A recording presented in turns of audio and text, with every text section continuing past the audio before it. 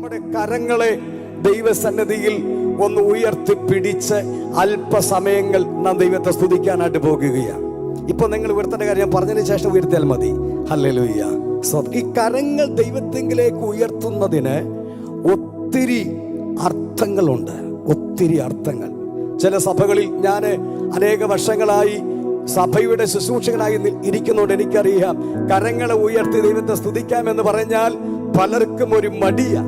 Hallelujah. ഇവിടെയുള്ള ദൈവമക്കൾ അങ്ങനെയല്ലാത്തതിനായി ദൈവത്തിന് സ്തോത്രം ചെയ്യുകയാ. കരങ്ങളെ ഉയർത്തുന്നത് ഒരു വലിയ അനുഗ്രഹമാണ്. നിങ്ങൾക്കറിയാമോ അത്?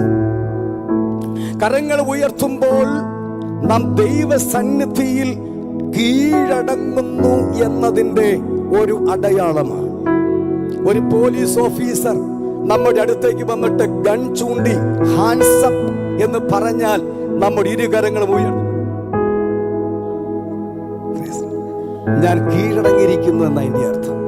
Praise the Lord. എന്നാൽ അതിലും ആഴമായ ഒരു അനുഭവം കരങ്ങൾ ഉയർത്തിപ്പിടിക്കുന്നതിലുണ്ട്. സ്തോത്രം. ഇവിടെ തീരെ പൊടി കുഞ്ഞുങ്ങളൊന്നും നമ്മുടെ കൂട്ടായ്മയിൽ നിന്ന് വന്നിട്ടില്ല. പിച്ച് വെച്ച് നടക്കുന്ന ഒരു 1.5 വയസ്സ് 2 വയസ്സുള്ള ഒരു ആൺകുട്ടിയോ പെൺകുട്ടിയോ അതിൻ്റെ അപ്പൻ്റെയോ അമ്മയുടെയോ അടുക്കൽ വന്ന് ഇരു കരങ്ങളും മുകളിലേക്ക് ഉയർത്തിപ്പിടിച്ച് എന്തായിരിക്കും അതിൻ്റെ അർത്ഥം? Praise the Lord. അമ്മമാരെ, നിങ്ങൾ എന്ത് ചെയ്യും? നിഷ്കളങ്കമായി ചിരിയോടെ ആ പിഞ്ച് കുഞ്ഞു വന്ന ഇരു കരങ്ങളും നിങ്ങളുടെ മുമ്പിൽ ഉയർത്തിപ്പിടിച്ച് നിൽക്കുമ്പോൾ, അച്ചായമാരെ അപ്പന്മാരെ, നിങ്ങൾ എന്ത് ചെയ്യും? Praise the Lord. Priya pastor പറഞ്ഞു, ആ കുഞ്ഞിനെ വാരിയെടുക്കും. Praise the Lord. എനിക്ക് 3 കുഞ്ഞുങ്ങളാവുള്ളത്.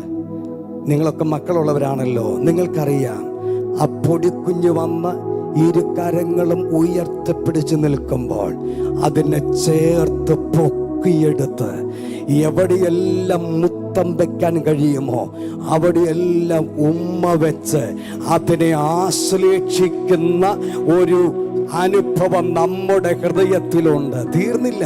സ്തോത്രം. ആ കുഞ്ഞ് എന്ത് പറഞ്ഞാലും നമ്മളത് ചെയ്തു കൊടുക്കാൻ ഉത്സാഹിക്കും, ഇല്ലേ? പപ്പ, എനിക്കൊന്ന് പുറത്ത് പോകണമെന്ന വില ചൂണ്ടുന്നതെങ്കിൽ ആ കുഞ്ഞിനെ കൊണ്ട് പുറത്തേക്ക് പോകുകയാ. എനിക്കൊരു ചോക്ലേറ്റ് വേണമെന്നാ പറയുന്നതെങ്കിൽ ആ അപ്പൻ അത് നൽകി കൊടുക്കുകയാ. ഇന്ന് പകലക്കാലം ഭൂമിയിലെ ഒരപ്പൻ ഒരു പിഞ്ചു കുഞ്ഞ് 2 കരങ്ങളും ഉയർത്തി അപ്പന്റെ മുഖത്തേക്ക് നോക്കുമ്പോൾ അതിനെ വാരിയെടുത്ത് അതിന്റെ മുഖത്ത് ചുംബനം ചെയ്ത് അതിന്റെ ആഗ്രഹങ്ങൾ നടത്തി കൊടുക്കുമെങ്കിൽ ഇന്ന് പകലിൽ സ്വർഗീയ പിതാവിന്റെ തിരുസന്നിധിയിൽ വന്ന് ഇരു കരങ്ങളും ഉയർത്തി ഈ ദൈവത്തെ സ്തുതിക്കുന്ന നിന്റെ ജീവിതത്തെ ഇന്ന് പകലിൽ എന്റെ ദൈവം വാരി പുണരുന്ന നിമിഷമെന്ന് പറയുമ്പോൾ എത്ര പേർ ഇതിന്റെ അകത്ത് ഇന്ന് പകൽക്കാലം ദൈവത്തെ സ്തുതിപ്പാൻ തുടങ്ങും? ചൂടമനക ശബ്ദനാദര. അല്പമിനിറ്റുകൾ കരങ്ങളെ ഉയർത്തി ഇന്ന് പകലിൽ ദൈവത്തിന് സ്തുതിപ്പാനിടയാകട്ടെ. ചൂടമനക ശബ്ദനാദര. അന്യഭാഷകളിൽ ദൈവത്തെ സ്തുതിക്കാൻ കൃപ ലഭിച്ചവർ അപരം പൂട്ടിയിരിക്കാതെ ഈ പ്രാരംഭ സെക്ഷനിൽ ഒരു ദൈവ പ്രവൃത്തി വെളിപ്പെടേണ്ടതിന് ഈ ശബ്ദം പോരാ. ഹല്ലേലൂയ.